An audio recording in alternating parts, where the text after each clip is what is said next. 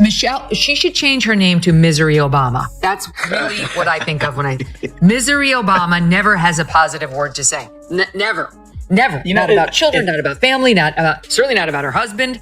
By the way, before we leave this topic, here's her latest soundbite that made the rounds. This happened on June 18th, but I was off. Here it is, 39. You should have threw a boy in the mix. I would. I'm so glad I didn't have a boy. Because he would have been a Barack Obama.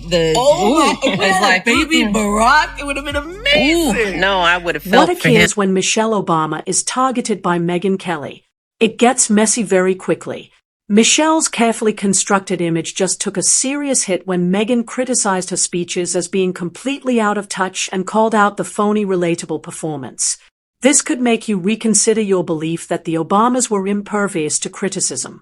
It's hard to ignore the incisive, scathing commentary. Speaking of people who continue to play the victim even though they're not, here is today's daily dose of Michelle Obama, who has been out there trying to promote her terrible podcast that has absolutely no fan following.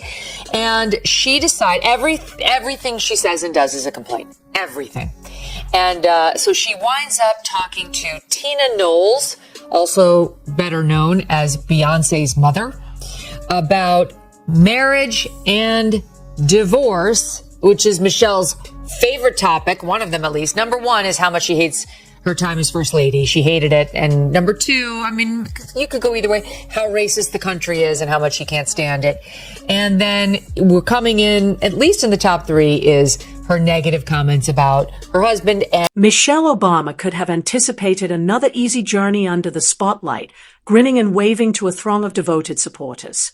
Megyn Kelly, however, had other ideas and intervened with a scathing rebuttal that cut through all the glitz and fanfare.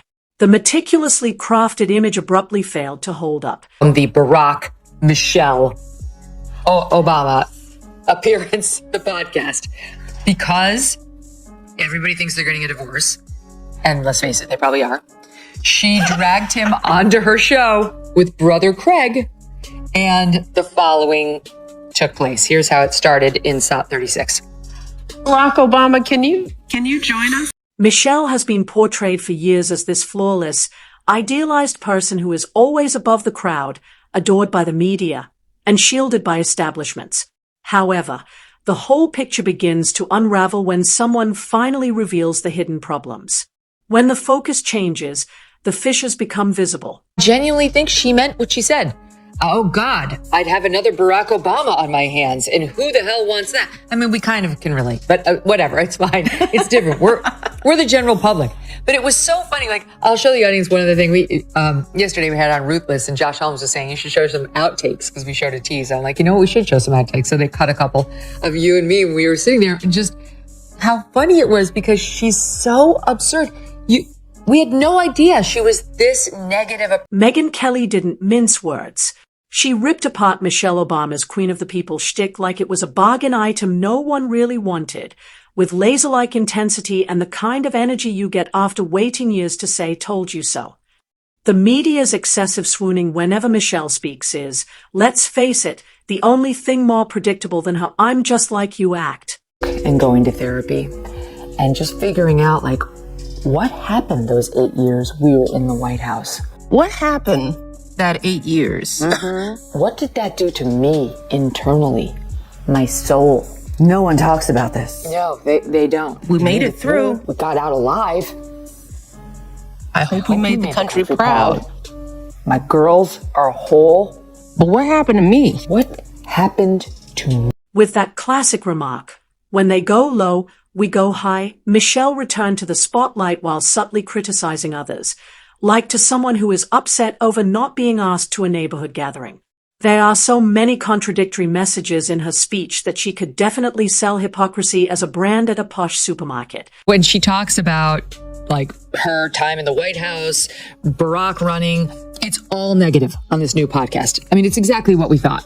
That it's very clear she hated being First Lady. She hated being in Washington. She doesn't like the fact that Barack was president. I mean, she just has nothing but negative things to say.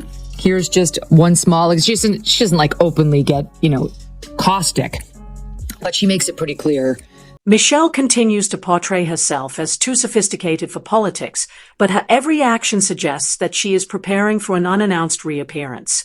It's similar to a surprise album from a retiring performer, but since we're still worn out from the first round, no one is pressing play. Megyn Kelly, however, wasn't buying into the Harvard glow-up, the phony humility, or the polished stories of purported hardship.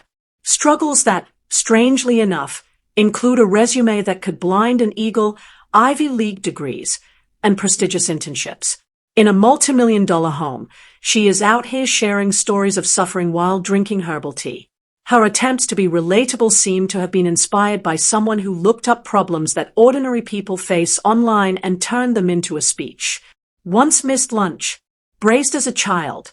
Michelle is telling them to prioritize self-care from a luxurious recliner when actual Americans are having to decide between buying food and paying their rent. With a cool, deadpan delivery that essentially said, "Come on, no one's buying this Hallmark version of your life anymore," Megyn broke through those sentimental tales. When everyone can Google the cost of your mansion, the fairy tale eventually comes crashing down. Is a one-woman destitution derby. Every time we check in on her at her podcast, she is feeling sorry for herself. She is criticizing Barack Obama or this country. She never has a positive word to say about anything. And the latest example was when she went on this other guy's podcast, Jay Shetty. She goes and sits down with him, and he asks her, what are you afraid of? And she starts off by saying, well, it's not, my fears aren't for me. I think about the streets. My fears aren't for me. Well, in this current climate for me, it's, what's happening to immigrants. I travel in a 4-car motorcade. Then there is the fashion show that is cloaked as charitable endeavors. Michelle, who advocates for simplicity and maintaining her groundedness, attends events dressed as though she's hosting a red carpet. A sequin jumpsuit that costs more than a semester of college says humble. Her dream of starting her own royal family is just one couture coat away. Megyn made it very clear that Michelle wants more than just attention. She wants it with flawless lighting, timely clapping, and recognition for everything she says. And the moment someone resists, all of a sudden, the focus shifts from the criticism to how the world isn't ready for her. Playing the victim whenever things get too real and reorienting the conversation from facts to feelings has been her go-to tactic. You should have threw a boy in the mix. I would. I'm so glad I didn't have a boy. Because he would have been a Barack Obama. It's like baby Barack. It would have been amazing. No, I would have felt for him. She just borrowed our boys. Yes, I got many. Wow. Did you catch that? She's glad she didn't have a boy because he would have been a Barack Obama. And that's a hard pass for her.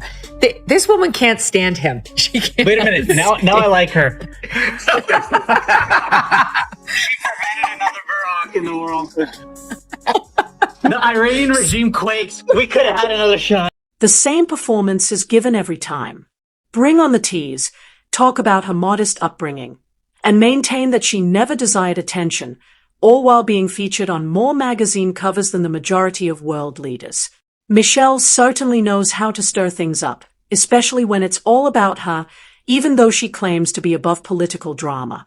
Although she describes herself as a unifier, her tone frequently seems like a lecture from someone who believes they are the most intelligent person in the room. Originally a message of hope, it now seems like a long sermon about how the rest of us simply don't get it. Megyn Kelly just pulled back the polished image, piece by piece, without shouting or creating a fuss.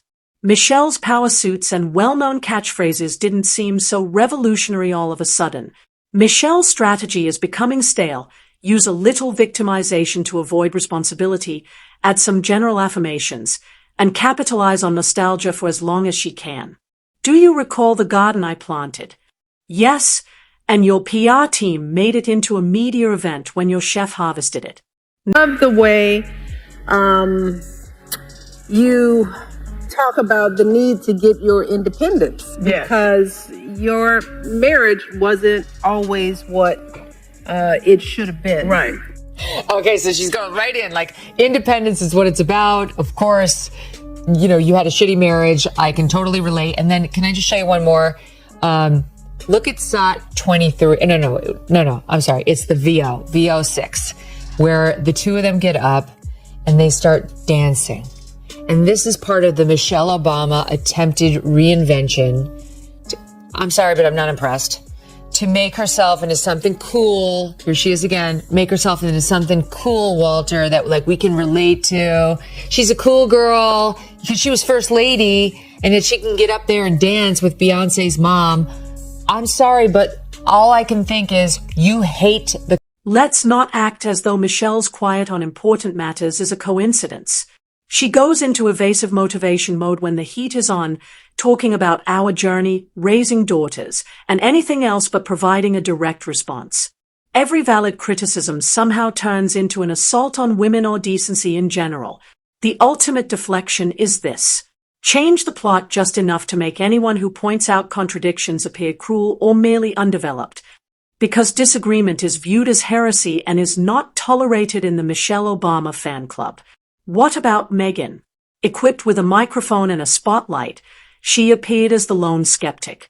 Michelle built a whole emotional brand empire in addition to writing a memoir. That book was a well-produced work rather than a reflection.